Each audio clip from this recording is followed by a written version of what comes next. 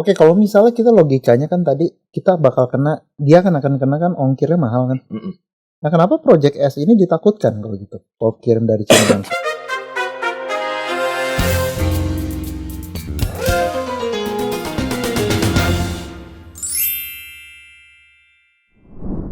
Oke, kembali lagi sama Satu Cerita dengan aku Andre Kokois dari Satu Ilmu, dan aku kedatangan tamu yang sangat luar biasa. Kita sambit bersama-sama.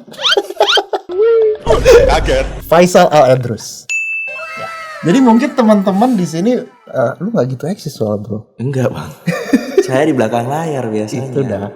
Jadi ini orang sebenarnya bisnisnya banyak banget. Dia nggak bisa disebut entrepreneur, tapi disebutnya serialpreneur gitu loh. Betul. Udah bikin berapa banyak bisnis bang hari sampai saat ini? Domain name gue 400 biji. Itu mah broker doang. Itu maklar bang. Iya maklar itu ya. Itu maklar. Bukan pebisnis ya. Pedagang domain ya. Dagang domain. Iya bang. Domain name 400 biji. Bisnis yang udah di running deh, yang udah dibikin tim segala macam. PT ku ada 12 saat ini. PT-nya 12. Oke. Kalau project mungkin yang aktif 11 ya. Aktif 11. Yang udah pernah dibikin project? Oh banyak bang. Itu kayak sebulan aku bisa punya 2 kali ngetes. Tes project. Bagus nggak di pasar, kalau nggak ya cabut, tarik, ganti lagi. Oh. Mainannya kayak gitu.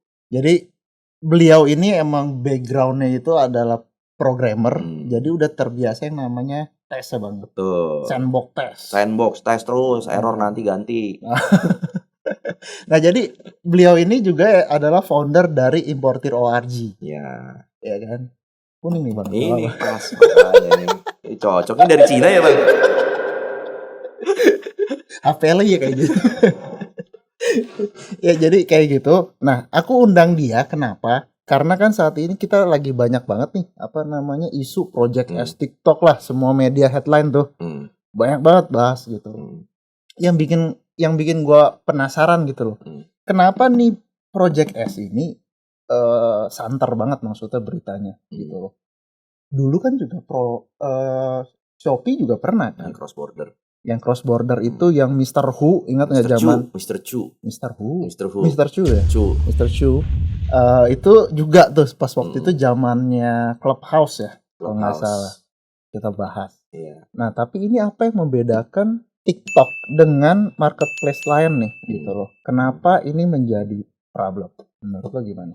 Kalau yang Project S ya khususnya ya, Project S kan emang dari awal juga aku ngelihat pas TikTok Shop naik, itu aku udah ngelihat kayak ini arahnya brand-brand di China langsung akan bisa masukin barang ke Indo. Karena secara hukum juga diperbolehkan, yaitu dulu zamannya 100 USD boleh kirim udara, itu zamannya Shopee. Iya. Sebelumnya bahkan mungkin lebih murah gitu. Kayak peraturan-peraturan ini dibuat untuk ngebantu atau nge-support oleh pemerintah ya, dibuat oleh pemerintah untuk membantu atau mensupport UKM lokal sebenarnya. Maksudnya gimana nih? Nah, jadi ada aturan-aturan yang memang dikunci supaya pemain lokal juga bisa bermain. Contoh, cross border itu kan udah hal yang biasa ya di US ya. Jadi kalau di US kita jualan di Amazon, barangnya bisa datang dari Cina langsung. Yeah. Pengiriman 2 hari 3 hari bisa nyampe di border US-nya. Di Indonesia belum bisa. Di Indonesia butuh mungkin 4 hari 5 hari karena volume belum ada. Okay. Plus caranya pemerintah ngelindungin orang Indonesia sendiri adalah meningkatkan nilai transaksi dengan 100 USD. Dengan 100 USD. Jadi yang belanja EOV di bawah 100 USD ini nggak bisa bermain cross border. Okay. Yang dimana saat ini setauku kalau di TikTok tuh harga EOV-nya yang enak adalah 100 sampai dengan 150 ribu rupiah. Itu kan nggak masuk batasnya. Toh kalau masuk dengan 100 kalau nggak salah terakhir itu 100 USD, ntar aku cross check deh. Aduh aku lupa lagi batas bawah pajak naik impor. Deh. Kalau nggak salah naik deh. Iya mau diturunin lagi. Dia nyarinya turunan. Jadinya semakin turun semakin negara terlindungi dari barang luar. Apanya nih yang diturunin? Jadi misalkan gini, jadi aku lupa nama istilahnya apa nih, udah lama soalnya nggak aku pakai. Jadi pengiriman dari luar negeri ke Indonesia itu ada istilahnya ini yang aku lupa. Itu kalau di bawah 100 USD itu kamu nggak kena pajak. Di bawah 100 USD kamu nggak kena pajak. Jadi pengiriman udara di bawah 100 USD kamu nggak bayar pajak, bebas pajak. Nah diturunin sama pemerintah. Mungkin saat ini jadi 30 US dollar, yaitu 450 ribu rupiah. Kalau kamu belanja dari luar negeri masuk Indonesia di bawah Rp450.000, kamu nggak kena pajak. Nah terus Nah, melindunginya pengiriman gimana? udara turunin lagi. Uh-huh. Diturunin lagi mungkin sampai dengan $10. Jadi kalau belanja di bawah Rp150.000, kamu nggak kena pajak. Jadi barang-barangnya nggak boleh belanja banyak, belanjanya boleh satuan. Oh gitu. Gitu. Jadi ongkos kirimnya jadi tinggi. Mahal, betul. Ongkos Kena kirimnya jadi diongkir. tinggi, harganya murah, alhasil nggak masuk angkanya. Itu salah satu cara yang dipakai. Nah jadi kalau misalnya di atas $3 kena tuh. Di atas $3 kena bea masuk PPN PPH. Jadi kalau belanja di bawah $3 yaitu kurang lebih Rp50.000, kamu nggak kena pajak. Oh jadi celah ini yang dipakai TikTok S, Project S. Betul, yang dipakai salah satunya ini. Saat ini aku lupa ya, aku udah nggak update nih. Dulu pas aku main 2015-16 tuh 100 USD turunnya. 17 kalau nggak salah. Itu turun ke 100 USD. Kayak misalkan contoh di Singapura tuh 400 Sing dolar. Jadi kalau kamu belanja, kamu orang Singapura, kamu belanja dari US, ngirim ke Singapura, nilainya 4 juta USD, bebas pajak. Nggak ada pajak impor. Nah, Indonesia karena negara kita luas dan menjadi kayak salah satu populasi terbesar di dunia kan, kita diincar nih istilah kasarnya, kita jadi pasar. Dikecilin sama pemerintah menjadi 3 USD. Supaya ongkirnya mahal. Supaya produk lokal juga bisa bersaing. Tapi kan kalau masalah ongkir kita ngomong kita sebagai pengusaha kan bisa aja diakalin. Betul, tinggal arahnya aja kemana nih. Tapi kayaknya pemerintah udah cukup melindungi, kasarnya gitulah. Tinggal pasar ngejawabnya gimana. De minimis, namanya de minimis. Disebut dengan de minimis. Itu pengiriman lewat pengiriman cross border antar negara. De minimisnya di Indonesia adalah 3 USD. Itu salah satu cara pemerintah melindungi produk dalam negeri dengan meningkatkan pajak kan di atas 3 USD kena pajak. PPN-nya udah 11%, bea masuknya mungkin udah 7,5%, PPh-nya mungkin 20%. Oh, cara mainnya gitu. Nah, de minimis ini adalah standar dunia. Jadi di masing-masing negara mereka memiliki de minimisnya masing-masing. Yang tadi aku bilang Indonesia sekarang 3 USD.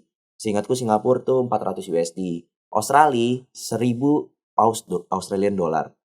Jadi negara-negara ini udah tidak terlalu peduli dengan hal ini karena mungkin bukan negara produsen. Betul. Mungkin ya, dan populasinya mereka kan kecil-kecil ya. Singapura 6 juta, Australia 30 juta kalau nggak salah. Mau diadu sama kita punya 270 juta. Dibanding sama mereka yang nggak ada apa-apa ya, makanya de minimisnya dikecilkan. Oke. Gitu. Oke, kalau misalnya kita logikanya kan tadi kita bakal dia akan kena kan ongkirnya mahal kan. Nah, kenapa Project S ini ditakutkan kalau gitu? Kirim dari China langsung. Satu sisi mungkin karena ada platform yang masukin semuanya sekaligus ya. Yang alhasil misalkan otomatis pemain importir yang langsung ngimpor dari Indonesia dengan bayar pajak dan kawan-kawan merasa tersaingi karena dia harus ngestok. Terus harus beradu harga dengan distributor langsung. Ini terjadi juga di member importir zaman dulu. Ada yang ngambil merek make up. Habis itu dia masukin, hakinya diurusin semuanya, ternyata distributor main sendiri. Amsyong.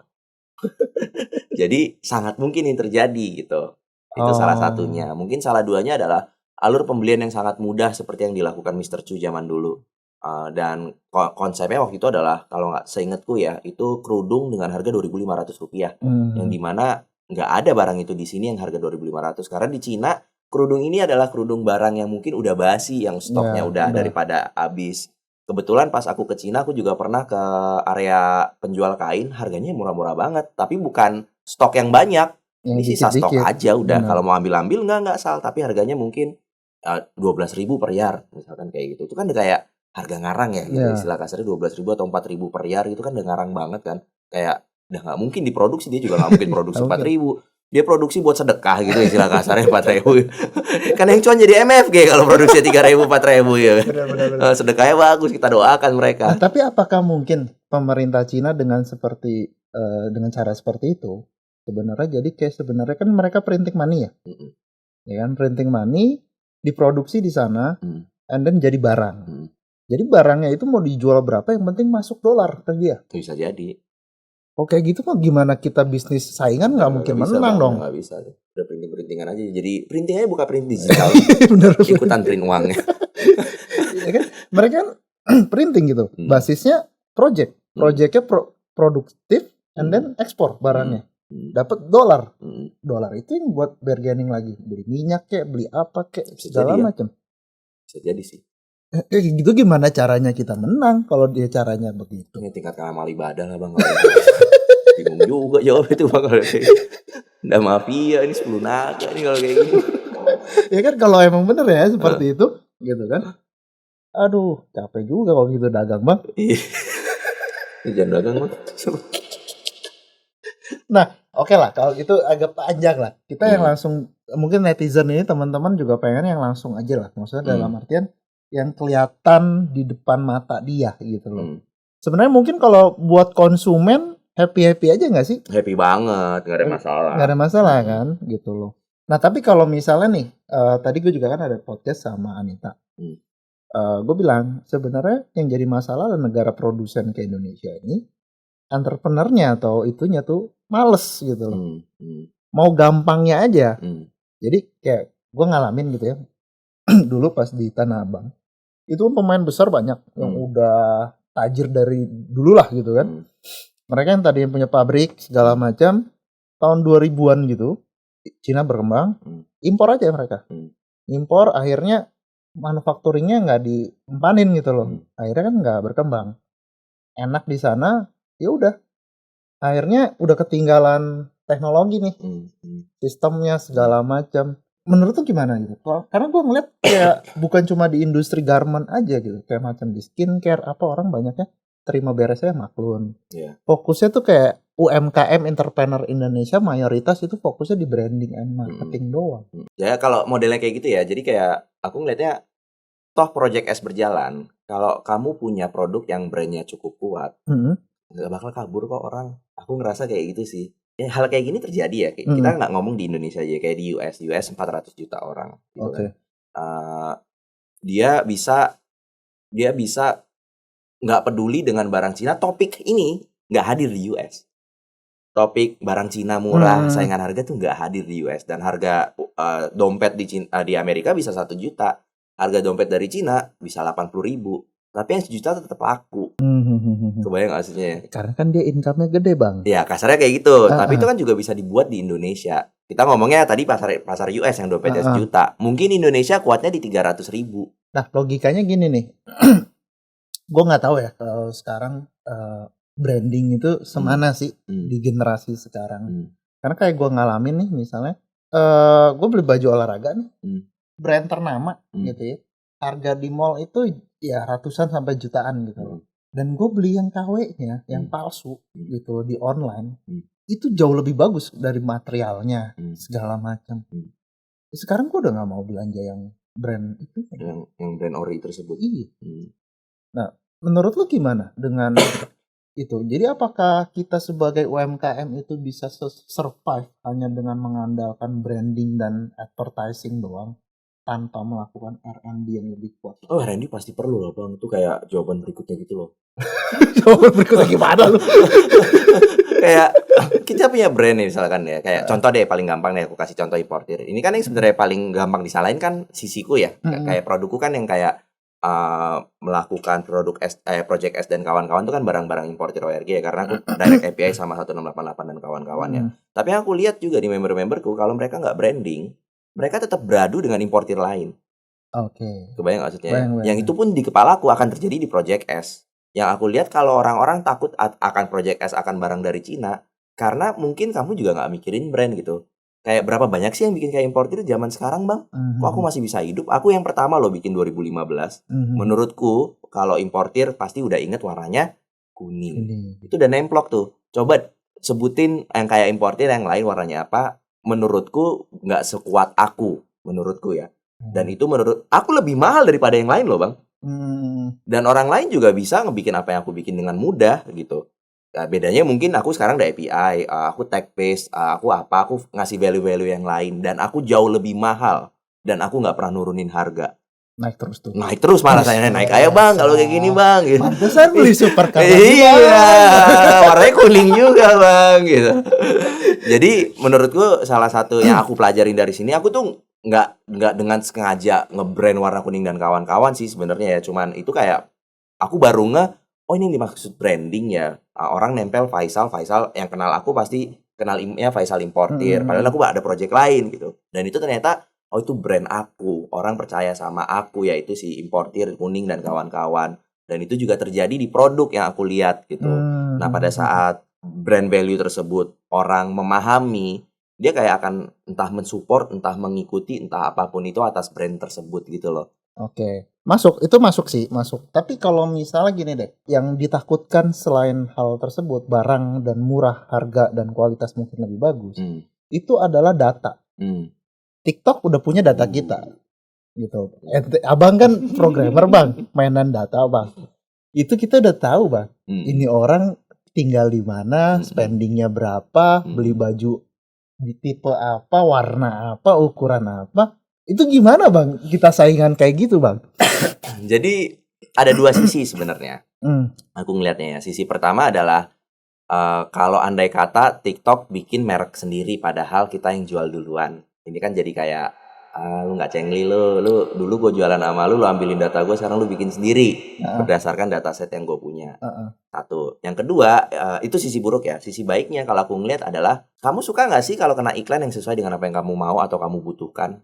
Aku sih seneng banget gitu. Kayak misalkan aku lagi mikirin barang A, lagi mikirin mic, tiba-tiba ada yang ngasih mic. Itu indah banget hidupku, kayak ini ngepas banget nih. Oh, ini rekomendasinya bagus. Padahal aku nggak tahu dan aku nggak tahu apa yang harus aku ketahuin. Melalui algoritma barusan, sebenarnya kita juga terselamatkan, dalam arti mendapatkan faedah dari situ. Nah, itu aku bisa counter. Jadi gini, kalau itu kan sebenarnya itu argumen si Meta kepada si Apple ya. Kemarin sebelum jadi capi nih sekarang ya kan, zaman Pixel. Nah, kalau lu bilang dibutuhkan, it's okay, make sense. Tapi kalau yang diinginkan, nah itu jadi problem loh. Apalagi TikTok itu kan social commerce. Jadi kita lagi enjoy dan ada yang namanya psikologi kan bang. Masukin ke subconsciousnya. Abang kan petapa bang, kalau kemarin kalau nggak salah ke Gunung Kawi bang. Subconsciousnya pelan-pelan, akhirnya barang yang kagak dibutuhkan dibutuh-butuhin. Itu yang ditakutin juga loh. Marketing aja itu bang, udah pinter marketing berarti dia. Beda ya. Soalnya itu saya lakukan retargeting berkali-kali kepada bapak supaya tahu impornya warna kuning. Kok jadi saya disalahkan ya di podcast ini? Udahlah. Enggak bang, masalahnya dia tuh punya data yang kaya bang, data setnya yang besar sekali, gitu. Bahkan bukan cuma retargeting tok, itu bisa dioprek lagi, karena cangnya itu banyak banget. Irisan-irisan abang suka martabak, suka ini, kita bisa proyeksikan dia bakal milih calon berapa, apa nih ya kan gitu loh. Yang rambut putih apa yang mana gitu. Itu loh yang ditakutin sebenarnya. Mau gimana tuh bang kita bang? Nggak tahu bang. Mending abang bikin saingannya TikTok bang. Tok bener bang. Aduh repot bang itu kalau udah sampai ranah situ tuh. Tapi ya nggak bisa dipungkiri sih, maksudnya kan tech terus berkembang ya. Ya tinggal mengikuti, atau soalnya kayak posisi aku gitu ya, posisi kita mungkin ya, kayak kita nggak bisa, mungkin harus naik presiden bapak, bener untuk presiden pak. Harus power ya. Iya kayaknya. Soalnya posisiku saat ini ya udah mau gimana, aku juga mau komplain juga, aku cukup yakin gak akan terjadi apa-apa gitu kasarnya ya. Dengan project S ini. Iya. Jadi yang aku lakukan adalah ya mengikuti gitu. Dan itu selalu aku jalanin gitu kan, karena aku tahu aku nggak punya power untuk mengubah hal tersebut gitu ya. Alhasil aku hanya mengikuti dan kayak apa yang bisa aku gain dari sini. Pertanyaannya aku malah ke situ gitu. Dagang aja lah lagi bang gitu. Ini lagi kepikiran nih, lagi bikin gini MCN aja apa bikin ya, semuanya pada kesini gitu kan, jadi bikin multi channel network. Aing punya gudang di Cina, barang ada, menarik nih. Tuh, kalau fokusnya dagang ya ngalir aja, sebenarnya nggak salah juga ya kan. Kan kapitalisme bang. Iya bang. Kecuali sosialisme bang. Beda bang. Beda argumennya kalau dari situ ada ya bang. Nah kalau misalnya seperti ini kan lu oke lah, lu punya privilege dalam artian dengan posisi lu yang unik, dengan strength ambisi lu, persistensi lu dan lain-lain, akhirnya menciptakan lu yang seperti ini. Gimana caranya teman-teman di luaran sana deh? Kayak contoh kayak kasus kemarin kan banyak viral juga tuh di story di TikTok juga ya kalau nggak salah, video toko di Tanah Abang sepi gitu kan. Kan banyak yang komen, ya lu pindah dong, lu harus online nge-live gitu. Terus ada juga video dia udah nge-live tapi tetap sepi bang. Itu gimana bang? Kan Kasian bang. Ini sebenarnya lebih ke tren ya. Aku ngelihatnya kayak ada orang yang gagal baca tren seperti yang tadi dibahas pabrik sebelumnya, seperti yang dibahas juga tentang live. Biar kebayang bang, aku nih 2015, aku nih pemain Facebook Ads. Oke. Sampai sekarang kalau abang bilang kayak contoh lagi, aku ketemu sama Julia Export, dia ke kantor ngobrol-ngobrol, dia ngeliat aku keren. Oke. Keren banget Sal, iklannya gini. Aku ngeliat dia keren, anjir lu kagak ngiklan gitu. Duit ya, gitu. Iya. Terus aku ngeliat lagi yang TikToknya gede, misalkan Richard Theodore kemarin mampir ke kantor. Buset, follower lu segini ngapain bang? Videonya kayak gitu doang, kayak oh aku nggak ngikut tren. Yang untuk konten. Iya, itu. Karena aku angkatannya Facebook Ads. Mungkin yang sebelumnya adalah angkatan Tanah Abang. Bener. Orang yang punya duit dulu kan cuma bisa, orang yang punya duit baru bisa bikin Tanah Abang. Buka toko di Tanah Abang. Sewanya mungkin 300 juta sewanya mahal. Sekarang trennya berubah. Abang mungkin nggak punya duit. Iya benar. Jadi kan sisinya kalau ngeliat kayak gini gila ya. Julio Export yang dulunya ceritanya nggak punya apa-apa. Richard Theodore dulu kok keren banget ya, kebantu sama TikTok dong kalau kayak gini angle-nya jadinya. Dibanding kita ngeliat kayak menyalahkan TikTok semuanya pindah ke online. Ya nggak bisa, aku aja sekarang dari 2015 Facebook Ads, Instagram Ads, Google Ads aku kuat. Begitu ditimpa dengan konten aku ke amsyong bang. Bingung ya. Beda, aku harus belajar lagi. Iya benar juga sih, emang yang lu bilang ya. Maksudnya emang ada masanya gitu, tren-trennya. Bener. Nah kalau ya gue juga ngalamin sih kayak pas 2012 gue mulai MFG tuh. Itu zamannya Kaskus bang. Iya. Kaskus itu gue bikin thread, terus blogspot ya kan. SEO tuh zamannya itu. Terus ngalamin tuh orang pada reseller pada dagang. Tadinya kan dari grup BBM tuh. Terus naik ke Instagram baru-baru. Instagram terus berubah masuk tuh Shopee tuh. Kalau nggak salah Shopee terus sekarang ke TikTok. TikTok juga udah sekarang ke live. Nah kalau untuk kedepannya apa bang? Aku kayak arahnya nih kemana lagi ya? Kayak mentok mana kayaknya offline. Aku sempat mikir AR gitu, aku sempat mikir VR. Pas Meta pecah tuh aku kayak ini apa kesini ya? Tapi pas ngeliat ngehitnya, oh dia nggak ngehit, nggak gebrek gitu loh. Yang ngehit malah TikTok. TikTok ya lihat zaman dulu juga ya kalau lihat TikTok ya. Zaman Bowo, ingat nggak Bowo yang pertama kali? Oh iya itu kasihan itu. Iya bang, gue bilang ini mah dewanya TikTok Bowo. Kita belum main dia udah main. Gue bilang kita maki-maki. Sekarang kita semua main bang. Gila Bowo gue bilang. Kalau nonton Bowo keren, abang keren. Itu Bowo lo pionirnya lo. Iya bang, yang terkenal viral. Iya. Kita lupakan. Harusnya dia udah tajir itu. Iya harusnya megang TikTok dari dulu Bowo. Nah kadang momen nggak pas juga. Iya nggak masuk juga kan gitu. Momentumnya. Tapi gini, sama kayak misalkan gue juga ini nih bahas nih dagang kain. Kan emang MFG selama ini kan online ya. Kita kan bikin sistem web sendiri, aplikasi sendiri kan. Nggak nebeng di mana-mana. Tapi meskipun ada video Tanah Abang sepi, gue bilang ke tim apa kita buka toko yuk. Ambil satu ruko di Tanah Abang buat tekstil. Karena gue ngeliat orang ya kalau misalnya mau dagang atau mau mencari sesuatu gitu kan pasti ke pusatnya kan. Maksudnya Tanah Abang ekosistemnya udah kebentuk. Mungkin yang hancur itu adalah konsumen, nggak ke sono. Nah kalau misalnya bedanya mungkin sama abang tadi bilang ke offline, tapi gue setuju offline. Tapi kalau case Tanah Abang itu nggak relevan. Kenapa? Karena mereka jual produk bang. Kalau kita ke mall itu kan ada experience, ya kan? Kalau Tanah Abang kan which is bener-bener lu nyari barang, cari yang paling murah. Ya kalau sekarang kan tinggal di sort. Iya benar. Experience yang nggak dapat begitu online. Iya benar. Experience yang berbeda itu kayaknya akan menginikan lagi sih. Nah sama ini, gue juga ngelihat banyak toko-toko nih apapun ya, misalnya baju atau hijab atau apapun deh. Mereka tuh berbondong-bondong bikin toko offline yang besar, yang keren gitu. Dan rame bang. Apakah itu yang disebut orang nyari experience lebih? Mungkin ya. Kayak contoh kalau aku bisa ngomong di entrepreneur sekali ya. Event kita kenapa ada offline ada online? Dan offline kita jual lebih mahal dan orang mau bayar. Iya. Kebayang nggak ya? Karena kayak ya experience ini kita nggak dapat kalau kita ngomongin lewat Zoom bang. Bener. Kayak banyak banget yang informasi yang hilang, gesturmu aku nggak bisa melihat. Habis itu mimik mukamu mungkin aku nggak bisa ngeliat, itu jerawat-jerawatmu udah nggak kelihatan loh ini. Tadi kan abang nggak sempat main Mobile Legends online. Jadi kayak satu sisi tuh experience gitu yang dijualnya, kayak istilahnya holiday. Emang holiday online bisa kan? Nggak bisa. Experience yang dijual itu menurutku arahnya ke sana sih. Nah, berarti Clan Living tuh kita jual experience gitu. Ya, kita lagi rencana mau bikin Clan Living ketiga dan keempat. Bang, kok abang saya dong yang promo, jangan abang yang promo. Saya tamunya, saya yang promo. Abang mah bisa promo tiap hari. Apa bang? Dagel anjir. Sok. Iya. Jadi kalau mau impor, importir.org teman-teman gitu. Lanjut.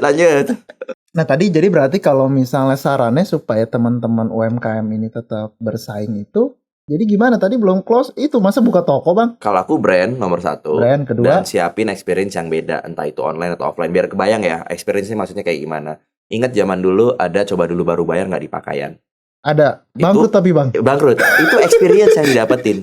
tapi bangkrut bang karena pandemi bang. Enggak, itu alasannya. Tapi itu menurutku salah satu contoh experience yang kayak kuat banget, tiba-tiba ngehook menurutku ya. Itu kalau bisa punya experience yang diberikan toh online ataupun offline, menurutku kayak keren banget sih. Kemarin juga sempat bahas tuh kayak macam kayak begini. Jadi kalau kemarin kita berdua tuh sepakat bahwa bilang online sama offline saat ini nggak bisa dipisahin. Kayak udah ngeblend gitu loh bang. You punya bisnis offline ya lu harus punya online. Lu punya online ya setidaknya lu juga punya offline. Kan banyak tuh zaman dulu kan, pas mungkin berapa tahun yang lalu tuh brand-brand besar bikin pop-up store di mall-mall tuh sebelum pandemi tuh. Tapi ya masih kayak kurang gitu loh. Pop-up store ya? Kayak masih kurang deh kayaknya. Apa desainnya kah, apa konsepnya yang kayak cuma bazar gitu? Apa mungkin perlu di kerenin lagi? Mungkin perlu ini biar rame tuh mallnya dibakar bang. Jangan bang, bahaya bang. Viral rame, masuk semua berita. Oh iya, ngomong-ngomong offline. Terakhir gua ke Bangkok. Itu di Bangkok itu offline oke loh bang, tetap oke loh. Tetap jalan ya? Tetap jalan offline-nya. Malah makin rame. Jadi banyak pasar-pasar malam kalau di Bangkok kan gitu tuh. Apalah night market gitu loh. Jadi kayak satu lahan gede, mereka tenda-tenda semua tuh bang. Dari makanan, ada yang jual souvenir, baju, segala macam. Ya, segala macamnya ada apa lagi sih? Oh itulah. terus. Tapi gue lihat di Bangkok itu jalan gitu loh. Apakah di Indonesia itu juga bisa jalan ya? Tetap jalan deh bang. Aku baru semalam ke Kemang ya. Itu rame banget, aku kayak Kemangnya. Sekarang Jumat, semalam kan Kamis ya. Itu Kemang tuh rame banget. Tak bilang ini kok ada sih orang yang keluar jam segini, dan kayak mungkin dia pinter narik trafficnya kali ya. Si toko-toko di tempat di situ. Jadi kayak aku ngeliat kayak balik lagi ke lu pinter nggak bikin experience yang diberikan. Kebayang nggak ya? Biar kebayang nih, aku kemana semalam? Aku tuh ke sebuah acaranya itu adalah partinya adalah foam party. Bikin bang. Iya. Jadi tak bilang keren juga lu ya. Bawa bini kebetulan, jadi saya bisa publish. Siap. Aku penasaran apa ya, aku ajak istriku lihat ya, aku nggak tahu nih ada apa kayak gini. Dan itu rame banget, full. Aku kayak experience kali. Aku juga datang karena experience gitu kali ya. Benar. Iya kayak contoh deh, tiket konser. Iya tetap rame. Kalau bisa didengerin di podcast atau di YouTube. Iya. Wah iya sih, experience sih. Experience yang mahal. Nah oke, kalau misalnya ada tadi branding, terus ciptakan pengalaman experience. Ambil kasih contoh deh, contoh nyata misalnya dia dagang apa ya? Dagang ini deh, tumbler. Ya, kira-kira experience-nya apa bang? Tumbler, mungkin packaging nomor 1. Packagingnya harus yang kayak misalkan dipencet buka keluar apa itu experience. Oke. Jadi tumbler, kalau pasaran tumbler ada Rp10.000, kamu jual Rp100.000 karena experience yang dibeli. Dan dia mungkin biar viral nge-shoot pas buka, lucu banget bla bla bla, shalala, keluar namanya. Itu experience di produk. Saat diminum airnya nggak habis-habis misalkan. Keren tuh. Atau bangkrut dong aku bang. Itu experience bagus. Pikirin aja gimana caranya air gak habis-habis diminum. Atau dikasih air rasanya kayak air Zam-Zam, mereknya Zom-Zom. Beli orang bang. Itu yang dimaksud experience di produk gitu. Bisa. Kalau tadi aku experience yang dirasakan gitu. Ya itu bisa sih, bisa. Itu kayak PR-nya si entrepreneur untuk kayak ya buat ini, karena tumbler bahannya dari Cina, Bang. Iya. Kalau kita mau jual tumbler doang, ya udah silakan beradu harga. Tapi kalau kita mungkin bisa memberikan value jauh lebih daripada apapun yang harus diberikan, ya kenapa tumbler Starbucks 300.000 200.000 sih gitu? Iya gak sih? Jadi gini Bang, ini agak melenceng dikit ya. Tarik mundur bentar. Jadi kan kayak abang kan entrepreneur nih dengan banyak project dan bisnis gitu ya. Ngerti banget yang namanya value kan. Kita gimana nambahin value gitu kan. Dan entrepreneur ini ngadu-ngadu value nih, nambah. Nah sebenarnya kalau gua ngelihat ya, jadi efeknya lebih ke konsumennya nih. Bahasanya mungkin kalau itu kasihan juga ya. Jadinya barangnya sebenarnya kebutuhan dia itu misalnya cuma harganya 10.000, ya kan? Tapi karena dapat value yang menjadi keinginan, jadi 50.000, ada nambah 40.000. Apa itu ya? Jadi ganjat gini tuh susah punya rumah ini. Rumah mahal Bang, saya juga belum punya rumah. Gak jadi Gen Z Bang, saya gak punya rumah Bang. Mahal banget rumah. Abang kan kagak mau rumahnya di Menteng Bang. Itu kan mahal. Kalau itu gak tahu ya, kalau itu kan balik ke literasi finansial ya, ke konsumen. Maunya kayak gimana, kayak kalau dia bisa ngebedain kebutuhan mana, kemauan mana, ya pada dasarnya harusnya sih gak masalah dengan finansial ya, kan efeknya ini kan ke finansial. Benar. Kasarnya gitu. Aku ngeliatnya sih gitu ya, karena dari dulu ya kalau ngeliat juga aku pasti kaosnya ini. Abang kan udah sering ngeliat juga. Aku pasti kaosnya selalu hitam, aku nggak pernah punya apa ya, karena aku ngerasa aku tahu modal gitu kali ya. Aku tahu modal, jadi gue nggak rela nih ngasih ke abang kaos dan gue bikin sendiri gitu. Lebih ke sana sih daripada ke nggak mau mahal kan ke sana. Modalnya gue tahu. Oke. Nah kalau gitu apa nih tipsnya Bang buat teman-teman UMKM di sana nih? Karena kan nih judulnya sih sebenarnya satu ilmu mau bikin fakultas ekonomi gitu loh Bang channelnya. Tapi ceritanya tuh kita mau bikin ilmu-ilmunya ya ilmu praktisi, bukan ilmu teori gitu loh. Nah gimana tuh kalau teori kan, gimana cara bikin bisnis? Oke.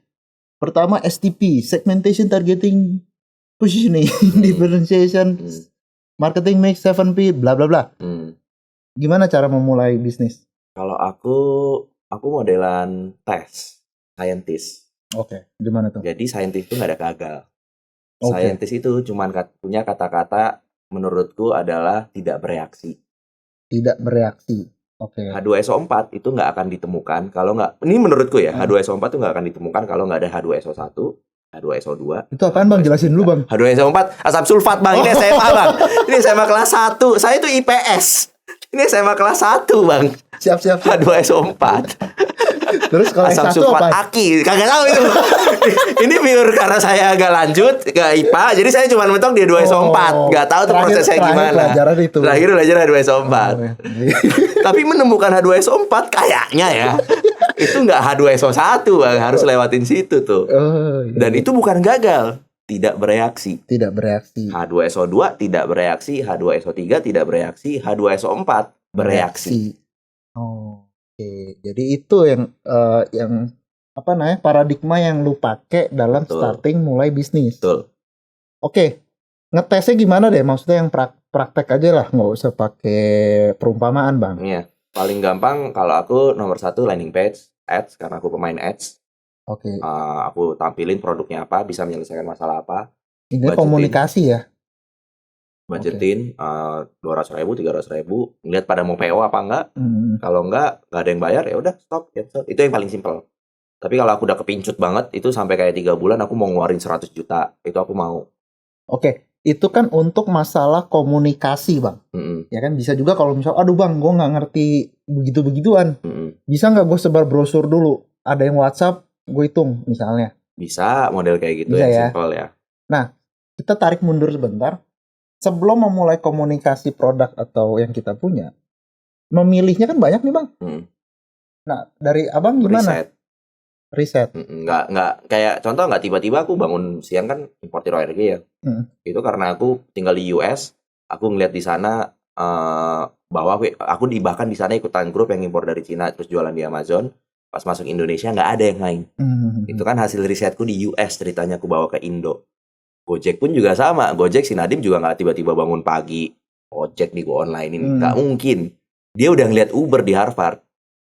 Kebetulan, jadi kayak risetnya oke, bawa ke Indonesia, di localize menjadi Gojek. Nah, dari pengalaman sekarang gue tanya, riset yang primary research, maksudnya riset yang lu alami, atau riset yang lu lihat, ini apa nih lucu nih gitu, lu research das research. Banyakan yang mana yang jalan? Apa tadi pertanyaannya?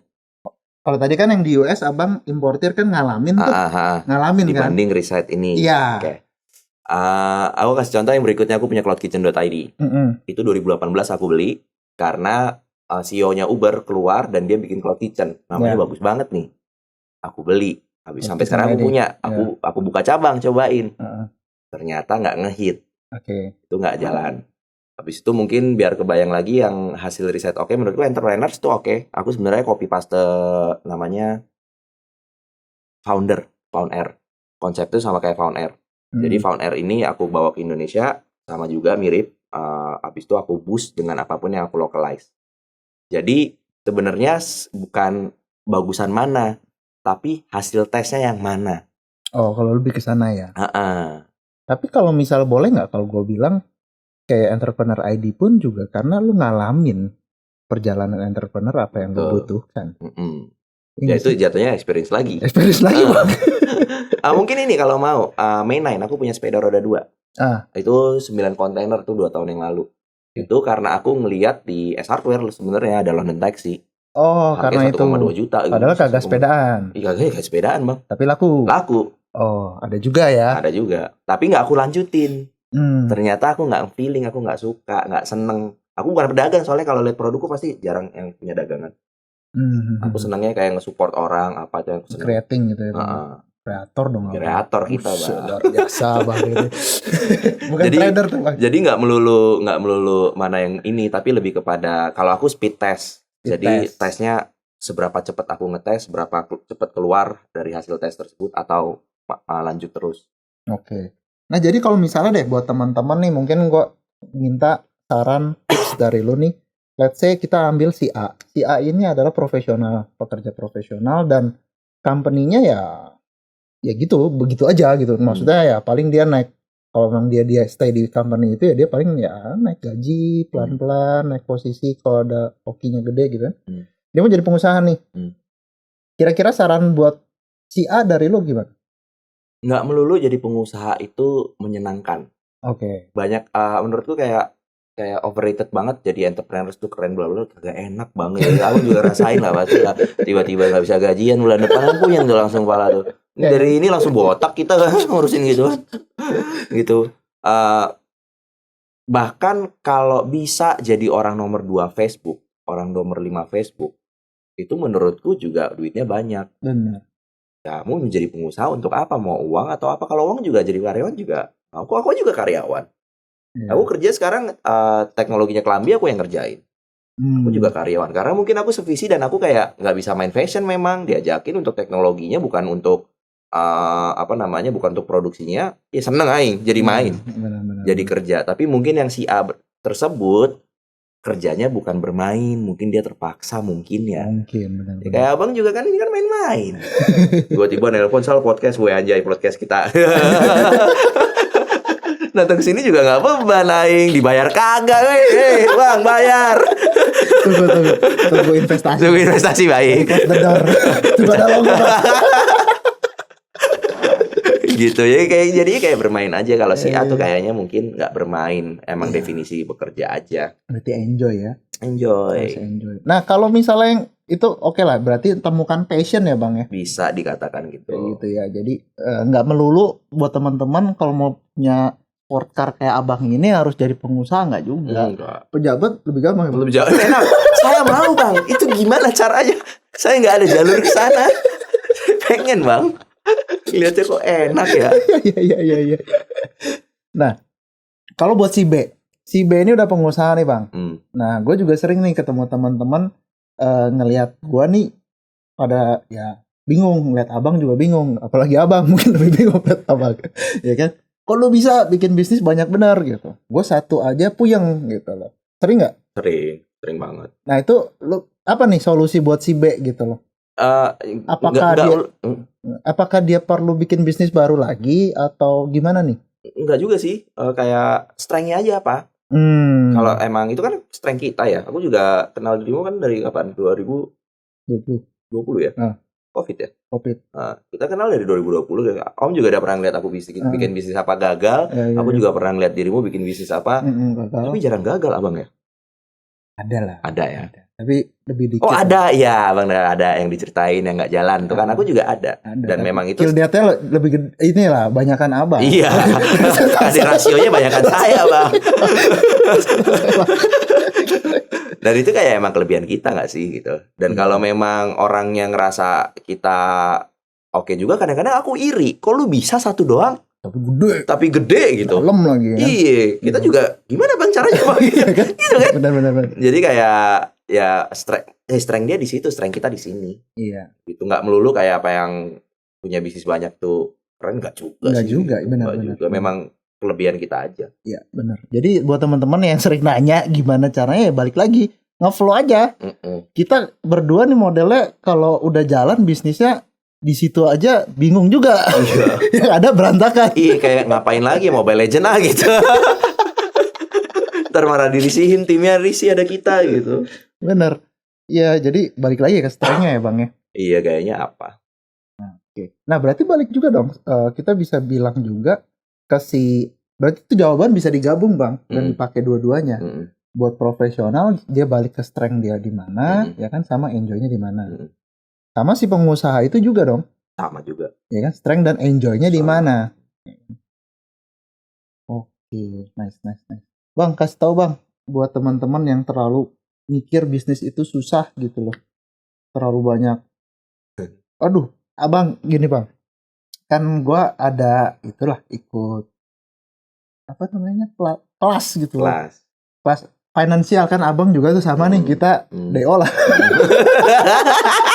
Udah keluar bang. Udah bang. Puyeng bang. Iya bang, disuruh kelas kita. Abang mas cerita bang kagak lama, gue yakin dia kagak lama. Nah di situ ada yang ngajar dosen ya bang. Itu entah profesor apalah. Kewirausahaan bang. Dia juga bilang, aduh saya ngajar wirausaha nih buat S2 gitu. Tapi saya nggak punya usaha. Susah deh. Terus gimana lu ngapain lu ngajar? Nah lu kasih tahu bang buat netizen yang mikir dengan usaha buka bisnis itu perlu banget pendidikan formal. Apakah perlu? Kagak, gila, gak perlu sama sekali. IP ku 1,9 S1 ku. Luar biasa. SD ku nggak SD kelas 1 ku nggak naik. SD aku kelas 1 nggak naik. IPK ku 1,9. Aku lulus SMA cuma karena aku balap mobil menang deh itu alasanku lulus SMA, sumpah. Beneran mobil apa bohongan? Mobil beneran bang, Honda City zaman itu bang. Jadi sama sekali nggak ada korelasi antara pendidikan dengan entrepreneurship, sama sekali nggak berkorelasi kalau versiku. Nah sama mungkin aku nanya lagi bang, kan gue kan ngeliatin tuh bang story lu, nih IG-nya nih ya kan banyak tuh yang repost mention abang repost gitu, abang ini jenius gitu kan, otaknya keriting keluar banyak banget gitu kan ya tuh. Padahal abang bilang di pendidikan formal abang on tuh, bukan on ya, maksudnya nilainya jelek gitu loh. Berarti nggak ada korelasi juga dong? Nggak ada hubungannya bang. Dia juara kelas terus, dia jenius. Nggak ada. Sama sekali nggak ada. Bisa dijelasin lebih dalam nggak bang? Kayak contoh ya biar kebayang ya, kayak alasan aku nilai jelek itu bukan karena aku nggak mau belajar. Karena aku ngerasa nggak ada faedahnya aku pelajarin ini. Nggak enjoy ya? Nggak enjoy juga. Kayak kuliah S1 aku ngoding, programming, suruh belajar cyber loh. Apa? Nggak ada. Ini versi orang bodoh ya. Jadi versi orang bodoh kayak dari 3 tahun aku kuliah S1, mungkin aku pakai cuma 6 bulan bang. 6 bulan tuh ngodingku udah. Sisanya tuh aku kayak udahlah blackjack lah malam ini lah. Kegenting deh, ayo deh kemana gitu, kayak nggak ada hubungannya gitu. Tapi pada saat aku misalkan mau ngebangun orang, aku otomatis belajar psikologi. Kebayang nggak ya? Benar. Dan psikologi ini nggak aku dapatkan pada saat aku S1. S2 aku sekolah S2 yang aku dapetin adalah kayak kita belajar pas aku S2 MBA belajarnya queuing, metode queuing. Ya untung hitung-hitungan aku suka, tapi ini nggak ada, aku pakai queuing. Kagak ngantri, kita online semuanya gitu kan, ngapain gue belajar sebenarnya gitu. Kebetulan suka aja gitu. Tapi kebetulan pas di sana aku paham bahwa diskusi jauh lebih penting daripada satu arah. Itu yang aku pelajarin di situ. Jadi ini dua hal ini sebenarnya nggak kepake. Bahkan CMO ku sekarang bang itu dulu OB bisa nge-spend 1,5 miliar per bulan. Dulunya OB. Jadi kayak baliknya ke attitude, ke respon dia, refleks dia seperti apa. Oke. Bayang. Jadi sebenarnya boleh nggak kalau misalnya gue bilang untuk sukses itu lo harus tentuin tujuan dulu dan lo atur mundur. Bisa. Ya abang kan misalnya mau jadi create orang, mundur, belajar psikologi, belajar ini, bisa ya? Yang paling enak sebenarnya kayak aku baru nemuin visiku tuh mungkin di 2019. Presiden India. India ya. Presiden India bang. Aja ya PT, ada PT.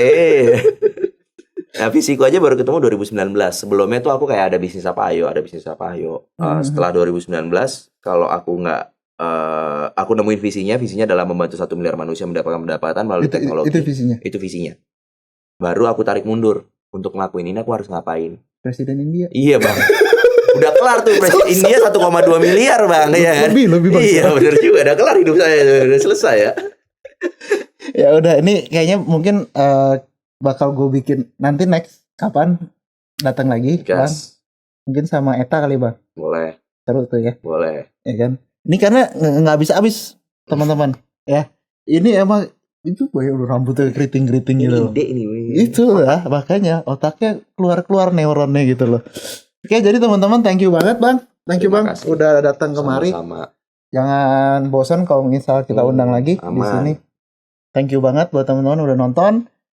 Tungguin video kita berikutnya dan see you, bye-bye.